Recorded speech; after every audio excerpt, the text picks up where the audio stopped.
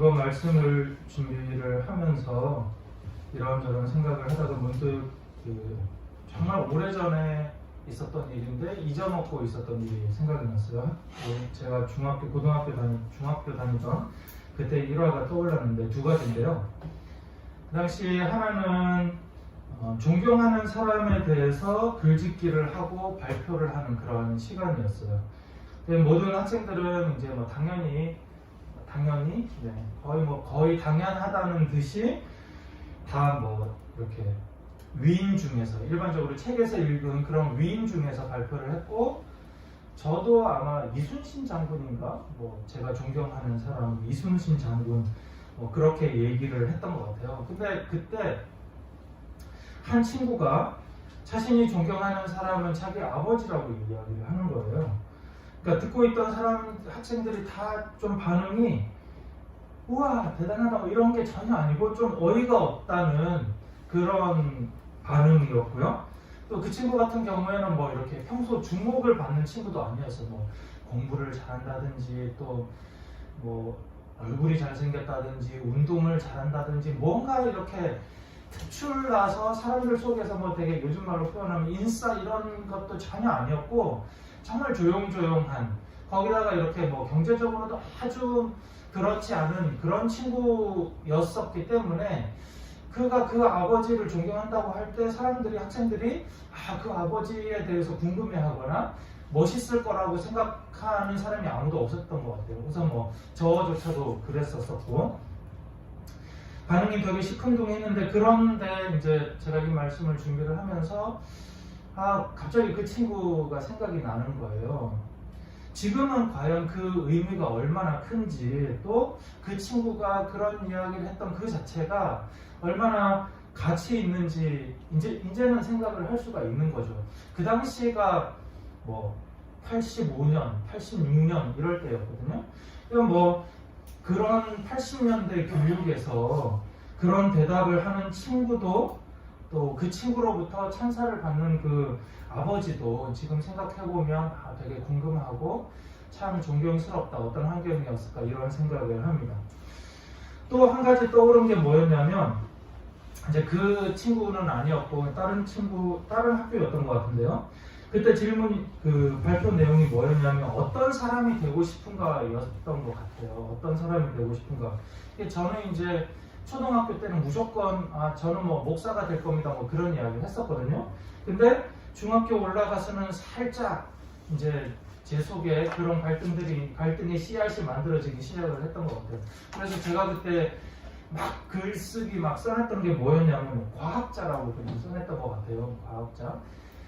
과학자가 되고 싶다는 생각을 제 인생에 사실은 해봤었을까 싶은데, 아무튼 그때는 그냥 숙제였기 때문에 과학자라고 써냈던 것 같은데, 근데 그때 또 한 친구가 발표를 하면서 자기는 좋은 아버지가 되고 싶다고 발표를 하는 거예요. 그러니까 그 발표를 듣는 순간 그 안에 있던 학생들이 다 웃었어요. 그따위의 인생관이 아무튼 좋은 아버지, 그럼 거의 뭐라 그럴까, 제 발표하는 애 제 장난치는 건가 이런 생각을 했던 것 같고, 선생님 역시도 썩 좋은 그런 반응은 아니었던 것 같아요. 그런데 지금에 와선 그 대답이 좋은 아버지가 되고 싶다는 그것이 얼마나 사실은 무거운 일인지, 또 얼마나 가치 있는 일인지 지금에서야 그런 생각들을 하게 되는 것 같습니다. 저 어릴 때는 그런 이야기 참 많이 들었어요. 훌륭한 사람이 되라. 그냥 친척들도 그러고 학교에서도 그러고 부모님도 그러고 훌륭한 사람이 되어야 된다. 할머니도 그러고 그런 이야기 참 많이 들었었거든요. 물론 이제 아이러니한 건 그런 훌륭한 사람이 되라고 가르치는 그 나라님들과 또 선생님들이 지금 생각해보면서 훌륭한 사람이 아니었다는 게 참 아이러니긴 하지만, 그럼에도 불구하고 어린애들부터 다 이렇게 훌륭한 사람이 되고 싶다라는 그런 생각들, 그런 어떤 눈에 보이지 않는 정신적인 그런 가치가 소중했던 그런 때가 있었던 것 같다라는 그런 생각이 듭니다. 오늘 하나님께서 우리들에게 그 소중한 가치에 대해서 이야기를 하는데, 많은 사람들이 생각을 할 때 하나님께서 그의 백성들을 구원하시려고 할 때는 그냥 죽으면 천국으로 데리고 가고 이 땅에 있을 때는 지켜주고 보호해주고 이러면 된다라는 그런 굉장히 단순하고 이분법적이거나 아니면 이방 종교와도 굉장히 동일하고 유사한 그런 식의 가치에 대해서 이야기를 하고 있지만, 그러나 하나님께서는 세상을 구원하시기 위해 이스라엘 민족을 부르시고 또 그들이 추구해야 되는 중요한 가치가 있다고 오늘 본문에서 이야기를 하고 있습니다. 오늘 본문 6절에서 보시면 하나님께서는 너희의 나라는 나를 섬기는 제사장 나라가 되고 너희는 거룩한 민족이 될 것이다 라고 말씀을 합니다. 사실 이 부분은 성경 전체를 관통하는 중요한 사상들이 여기에 많이 담겨져 있고 이야기할 수 있는 부분들이 굉장히 많지만 굉장히 압축하고 단순하게 거룩에 대해서 한 3가지 부분으로만 같이 나누고자 합니다. 첫 번째 우리가 여기서 생각할 수 있는 것은 시제입니다. 조금 전에도 말씀을 드렸지만 하나님께서 6절에서 보시면 하나님께서 이렇게 말씀을 하시죠. 너희의 나라는 나를 섬기는 거룩한 나라가 되고 너희는 거룩한 민족이 될 것이다. 미래 시제입니다. 하나님은 그들의 미래에 대해서 말씀을 하시는데 미래에 그렇게 될 것이다 라고 이야기하는 것은 당연히 지금은 그들이 거룩한 민족이 되지 못했다라는 것이죠. 그렇지만 이 말씀이 그렇다고 해서 시간이 흐르면 그들이 자연스럽게 거룩한 민족이 되게 될 것이라는 말도 아니라는 것이죠. 미래에 너희들이 거룩한 민족이 될 것이다 라고 하는 이 말 속에는 사실은 하나님께서 내가 너희를 거룩한 민족으로 만들 것이다, 내가 너희를 거룩한 민족으로 만들고야 말 것이다 라고 하는 하나님의 방향성과 의지가 그 가운데서 드러나는 것이죠. 사실 이스라엘 민족은 하나님께서 이 말씀을 하실 때조차도 어떻게 거룩하게 되는지도 모를 뿐만 아니라 사실은 거룩함에 대해서도 관심조차도 없습니다. 이 본문이 시작되는 것은 하나님께서 정말 그들이 거룩하게 되기 위해서 정말 중요한 그들이 지켜야 되는 법에 대한 이야기가 여기서부터 시작이 돼요. 근데 법을 주고 나서 그들이 당장 어떻게 했냐면 망가지기 시작하는 것이죠. 거룩에 대해서 그들은 관심이 없습니다. 하나님께서 지켜주시고 인도하시는 그 광야 생활 속에서 오직 그들의 관심은 안정적인 삶, 물질적인 풍요, 현실에 대한 만족뿐이었던 것이죠. 두 번째 우리가 여기서 생각할 수 있는 것은 거룩입니다. 성경 전반에는 거룩이라는 단어들이 꽤 많이 나옵니다. 거룩한 하나님뿐만 아니라 거룩한 땅, 거룩한 물건, 거룩한 이름, 거룩한 사람, 거룩이라고 하는 부분들이 굉장히 많이 나오는데요. 그런데 이 구약 전체에서 이 거룩이라고 하는 것은 오직 하나님과 관련된 부분에만 사용되었습니다. 하나님께서 계신 곳이 거룩한 땅이고 하나님께 제사 드리는 물건이 거룩한 물건이고 하나님께서 보낸 사람이 거룩한 사람이 되는 것이죠. 그런데 잘 아시다시피 이 거룩이라고 하는 데에는 사실 우리나라 말로는 거룩이다, 거룩 이렇게 표현을 하고 있지만 이 속에는 상당히 많은 의미들이 포함되어 있습니다. 우리가 잘 아는 것처럼 구별되었다라고 하는 의미도 이 가운데 포함이 되어 있고 깨끗하다, 흠이 없다 이런 여러 가지 부분들이 그 가운데 포함이 되어 있는데, 그런데 구별이라고 하는 부분에 있어서 이것은 사람이 구별할 수 있는 것이 아니라 오직 하나님 편에 있어야 되는 것이고 하나님께서 거룩하다고 해야만 거룩해질 수 있는 것입니다. 하나님과 상관없는 사람 중에 아무리 우리가 볼 때 뭔가 착해 보이고 위엄이 있고 젠틀하고 그런 사람이 있다고 하더라도 하나님과 상관없는 사람이라고 한다면 그는 거룩한 사람이 될 수 없는 것이고, 이스라엘 민족 역시도 그들이 거룩한 민족이라고 하는 호칭이 붙여질 수가 없는 것이죠. 아직 거룩한 사람이 없는 것입니다. 그래서 세 번째 우리가 생각할 수 있는 것은 어떻게 그러면 거룩하게 되는가 라고 하는 부분인데요. 조금 전에 말씀드렸다시피 구약에서는 그들이 거룩한 민족이라는 호칭이 붙여지지 않았어요. 그런데 신약에 가면 갑자기 거룩한 사람들이 생겨납니다. 그 구약과 신약의 이제 사실 그 성경이 구약은 이스라엘 히브리어로 쓰여져 있고요. 신약은 대부분이 그리스어, 헬라어와 약간이 그 시리아어, 아람어로 쓰여져 있어요. 그런데 이 구약에 쓰인 이 히브리어와 신약의 헬라어가 의미가 정확하게 일치하지 않아요. 그러니까 예를 들면 우리나라 말 같은 경우에도 성령 하나님 그럴 때 보혜사라고 이렇게 번역을 해서 쓰지만 사실은 보혜사의 의미 속에서는 굉장히 복잡한 대언자, 또 변호인, 위로자 이런 의미들이 복합적으로 들어있는데 그걸 우리나라 말로 정확하게 매칭되는 단어를 찾을 수가 없습니다. 찾기가 굉장히 어려운 것이죠.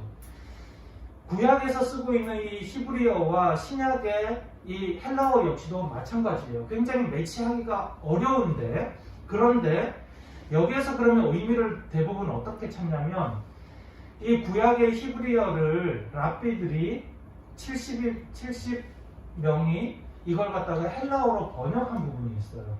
그러면 구약에 원래 있던 히브리어와 이걸 번역한 헬라어 단어가 무엇인지를 보고 이것을 기준으로 해서 그러면 신약의 동일한 단어가 무엇인가를 찾게 되는데 구약에서 이 거룩이라고 하는 단어는 카도시라고 하는 단어입니다. 그런데 이것이 뭘로 번역이 되냐면 하기오스라고 하는 단어로 번역이 돼요. 신약에 보면 하기오스라고 하는 단어들이 꽤 많이 나옵니다.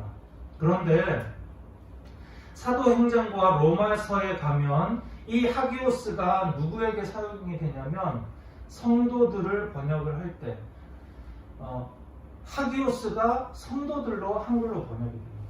그러니까 구약에서는 거룩한 민족이 될 것이다 라고 하지만 사실 사람에게는 거룩이라고 하는 단어가 독자적으로 쓰인 적이 없습니다. 대부분은 다 하나님과 관련된 하나님에게만 거의 사용이 되고 있는데 신약에 가면 갑자기 거룩한 사람들이 뚝 등장하는데 그 사람들이 누구냐면 성도들인 거예요. 즉 예수 그리스도를 믿는 사람들을 하나님께서 예수님께서 사도들이 거룩한 사람들이라고 부르는 것이죠. 그렇다면 그들은 어떻게 거룩하게 되었을까?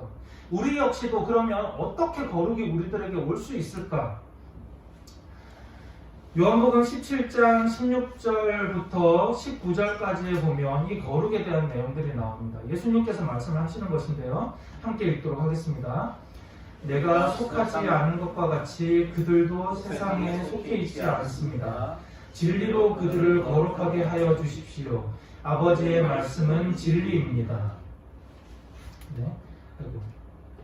아버지께서 나를 세상에 보내신 것과 같이 나도 그들을 세상으로 보냈습니다. 그리고 그들을 위하여 내가 나를 거룩하게 하려는 것은 그들도 진리로 거룩해지게 하려는 것입니다. 성도들이 거룩하게 되는 것은 거룩하게 된 것은 그들이 진리를 소유했기 때문입니다. 사실 어렵게 표현이 되고 있는 것 같고 생소하게 표현이 되고 있는 것 같지만 아주 쉽게 표현하면 그냥 예수 믿었다는 뜻이에요. 하나님을 믿었다는 뜻입니다. 그들이 이제 구원받았다는 그런 뜻인 것이죠. 결국 하나님의 말씀을 하나님의 진리를 그들이 받았을 때에 그들이 소유했을 때에 거룩하게 되는 것이고 그들이 예수 그리스도를 믿었을 때에 하나님께서 그들을 거룩하다라고 칭한 것이죠. 그런데 여기서 눈여겨볼 것은 예수님께서 이 진리를 세상과 계속적으로 대비하고 비교하고 있다는 것입니다. 결국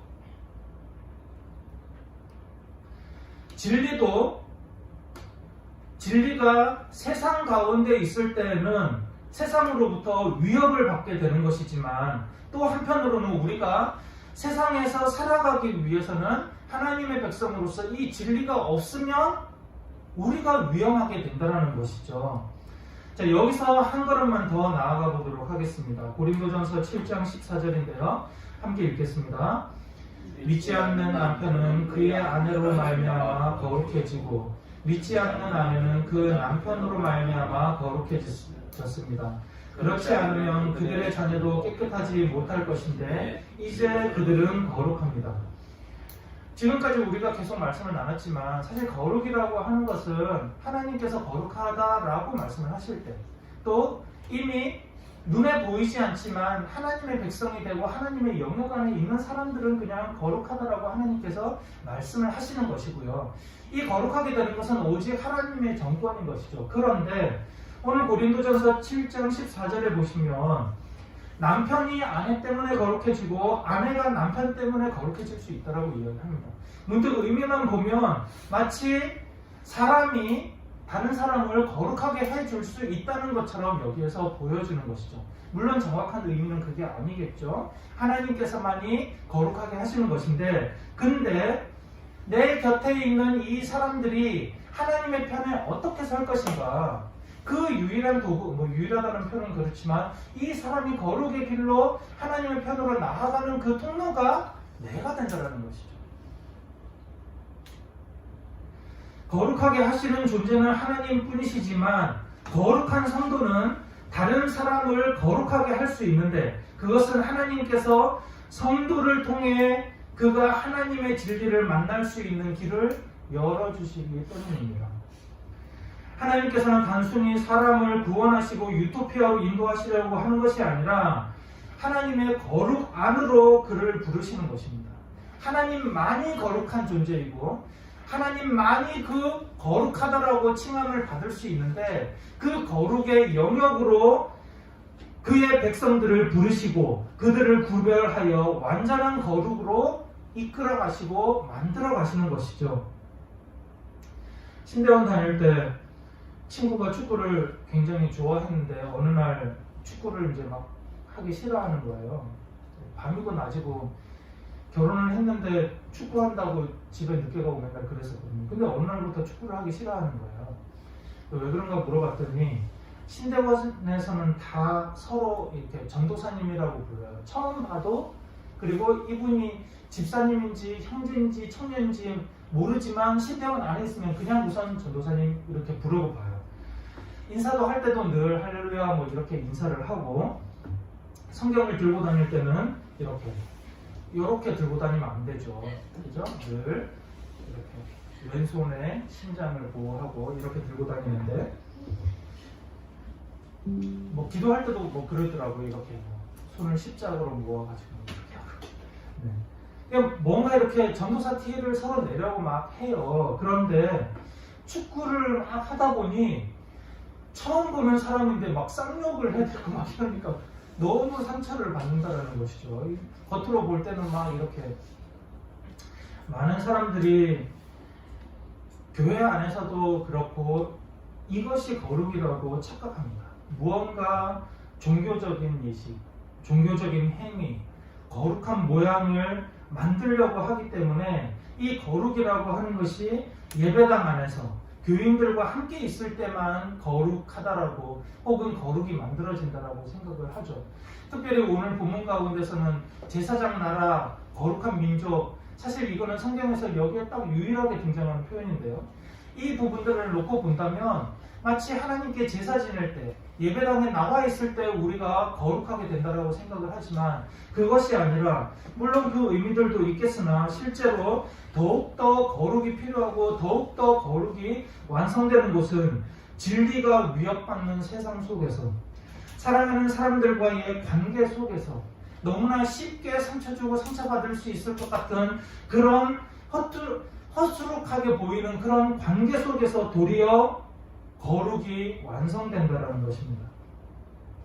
사랑하는 가족 여러분, 하나님께서 마치 갈대상자 가운데 있는 우리의 삶이 갈대상자같이 위태위태한 그런 삶을 살아가고 있는 것처럼 보일 때, 그 속에서 우리를 구원하여 주시지만 그 구원이라고 하는 것은 그냥 단순히 여기서 저기로 좋은 곳으로 옮겨주시는 그것이 아니라, 우리에게 완전한 구원의 계획은 더욱더 거룩해지고 더욱더 거룩해져서 하나님만이 누릴 수 있고 하나님만이 그 호칭을 받을 수 있는 그 거룩하다라고 하는 호칭을 우리가 받을 수 있도록 인도하시는 것이죠. 더군다나 하나님께서는 이미 우리에게 거룩한 성도들이라고 표현을 하십니다. 우리는 이미 거룩한 성도들입니다. 우리는 이미 거룩해졌죠. 세상은 우리를 무너뜨려서 우리의 거룩을 훼손하려고 하고, 우리는 우리의 삶 가운데서 무너져 내릴 것처럼 그런 위태로운 시간들을 보내고 있지만, 그러나 우리의 삶 속에서 진리가 더욱더 드러나도록 하고, 우리가 거룩한 것처럼 우리의 사랑하는 이들이 거룩한 길로 갈 수 있도록 하는 그 영예로운 직분이 우리에게 있음을 기억하시길 바라고, 거룩의 삶과 모범이 우리 가운데 더욱 만들어지고 완성될 수 있기를 예수 그리스도의 이름으로 축원합니다.